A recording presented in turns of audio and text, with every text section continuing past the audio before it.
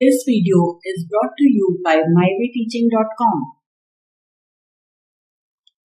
In this part, we are going to start new chapter. The name of the chapter is Current Electricity.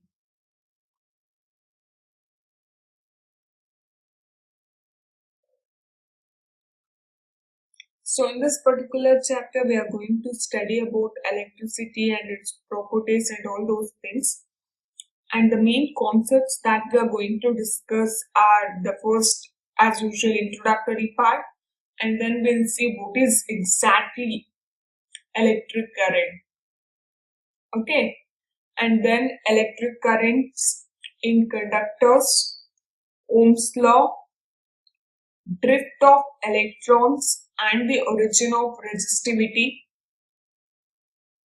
resistivity of various materials, temperature dependence of resistivity, electrical energy, power, combination of resistors, series and parallel, cells, EMF, internal resistance, cells in series and in parallel, Kirchhoff's rules, Wheatstone bridge, meter bridge, and the last topic is potentiometer. So we are going to study about all these things in this particular chapter. Moving to the introductory part.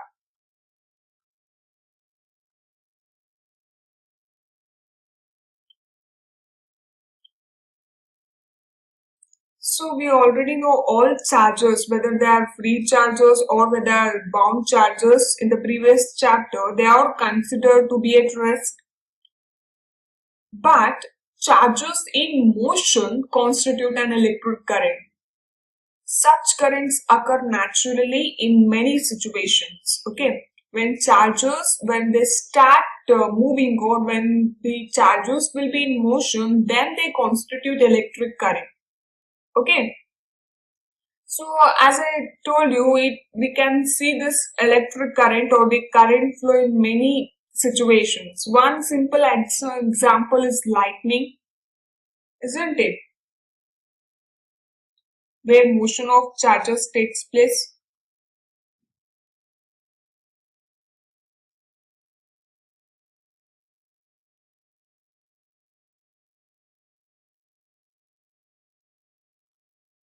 Okay, in this lightning phenomena, the charges flow from clouds to the earth through atmosphere, sometimes with disastrous results, isn't it?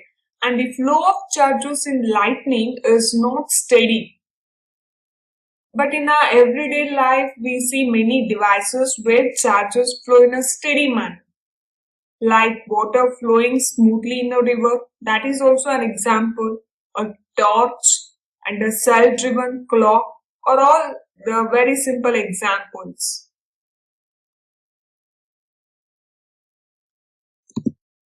Now let us see what is this electric current is. Okay. Imagine a small area held normal to the direction of flow of charges. Okay, if you consider this as a small area and the charges are flowing like this. So, a small area which is held normal to the direction of flow of charges. So, both positive as well as negative charges may flow forward and backward across the area, isn't it? So, in a given time interval t, let Q be the net amount, that is forward minus backward, net amount of positive charge that flows in the forward direction across the area. Okay. Similarly, Q plus be the net amount of positive charge and Q minus be the net amount of negative charge flowing across the area in the forward direction. So the net amount of charge flowing across the area in the forward direction in a time interval t is given by Q is equal to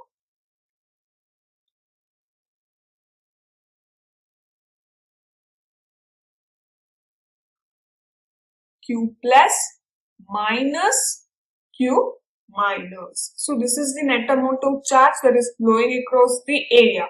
So this is proportional to T for a steady current, and we'll get the quotient I is equal to Q by T. Okay. So it is defined to be the current across the area in the forward direction. Currents are not always steady, and hence more generally we define current as follows. So we'll consider delta Q be the net charge flowing across a cross section of a conductor during the time delta T. Then the current at time t across the cross section of the conductor is defined as the value of ratio of delta Q to delta T in a limit of delta T tends to 0. So we'll define current as I of T is equal to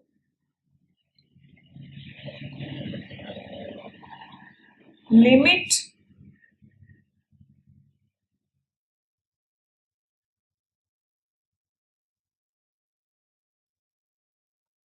delta T tends to 0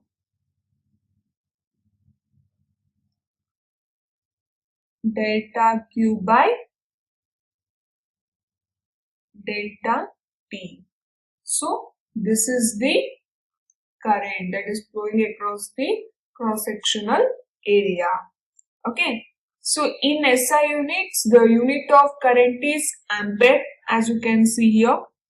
An ampere, so we'll define this unit of current. See, an ampere is defined through magnetic effects of currents. So an ampere is typically the order of magnitude of currents in domestic appliances. For example, an average lightning, it carries currents of the order of tens of thousands of amperes, and at the other examples, current in a nerves are in microamperes. So it varies. Now let us study electric currents in conductors.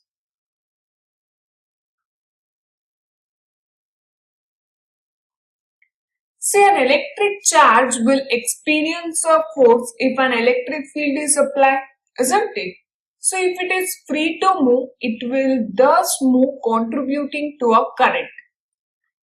In nature, free charged particles do exist, like in upper strata of atmosphere called ionosphere. So free charged particles, they exist. See, in atoms and molecules, the negatively charged electrons and the positively charged nuclei are bound to each other, isn't it? And thus they are not free to move. Bulk matter is made up of many molecules. For example, a gram of water, it contains approximately 10 raised to 22 molecules. So these molecules, they are closely packed that the electrons are no longer attached to individual nuclei. In some materials, the electrons will still be bound. That is, they will not accelerate even if an electric field is applied. In some other materials, for example metals, some of the electrons are practically free to move within the bulk material. So these materials, generally we call them as conductors, develop electric currents in them when an electric field is applied.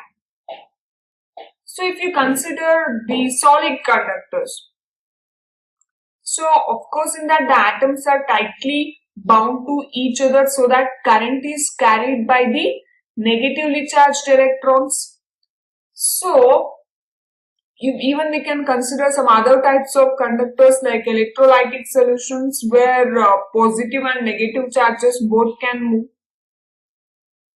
So you just consider first the case where no electric field is applied. First we are considering taking solid conductor so that current is carried by the negatively charged electrons in the background of fixed positive ions. Okay. So now no electric field is applied. So in that the electrons will be moving due to thermal motion during which they collide with fixed ions. An electron colliding with an ion, it emerges same speed as before the collision. Okay, when an electron, when it collides with an ion, after the collision also the speed will be same. However, the direction of its velocity after the collision is completely random. So at a given time, there is no preferential direction for the velocities of electrons.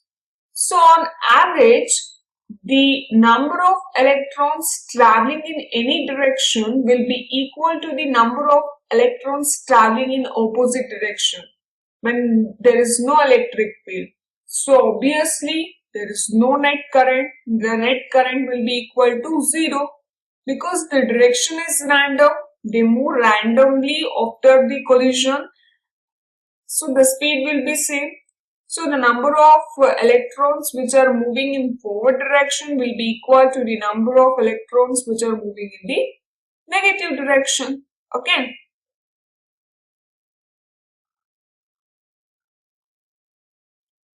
So let us now see what happens when a piece of conductor,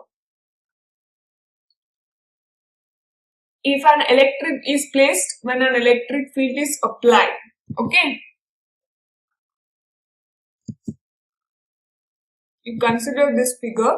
Charges plus Q and minus Q put at the ends of a metallic cylinder. The electrons will drift because of the electric field created to neutralize the charges. So the current thus will stop after a while unless the charges plus Q and minus Q are continuously repulsed. So imagine the conductor is in the shape of the cylinder as of radius r. Suppose now we take two thin circular discs of a dielectric of same radius and put positive charge plus Q distributed over one disc and negative charge, that is minus Q, as you can see it is distributed over the another disc. So we attach those two discs on the two flat surfaces of the cylinder, as you can see here. So an electric field will be created and it is directed from positive towards the negative charge. The electrons will be accelerated due to this field towards plus Q. They will thus move to neutralize the charges. So the electrons, as long as they are moving, they will constitute an electric current. So in this situation, consider there will be a current, there is a flow of current for a very short while and no current thereafter. Once it is neutralized, no current. So we can also imagine a mechanism where the ends of the cylinder are supplied with fresh charges to make up for any charges neutralized by electrons moving inside the conductors. In order to make up that, we'll add extra charges over the plates. So that will result in a continuous current rather than a current for a short duration of time, isn't it? So mechanisms which maintain a steady electric field are cells or batteries. So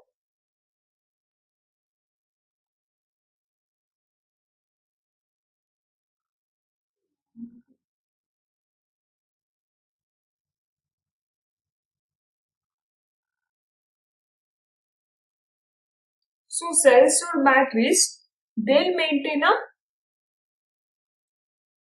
steady, continuous flow of current. Okay.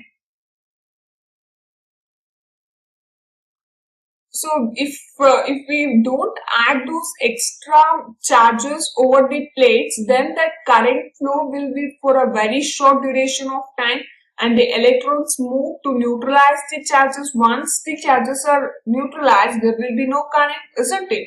So when we add that extra charges, that continuous flow of current, we can see that, isn't it? So this type of current, obviously we want continuous flow of current for many applications that we use in our day-to-day life. So this kind of continuous flow of current we can see in cells or batteries, isn't it?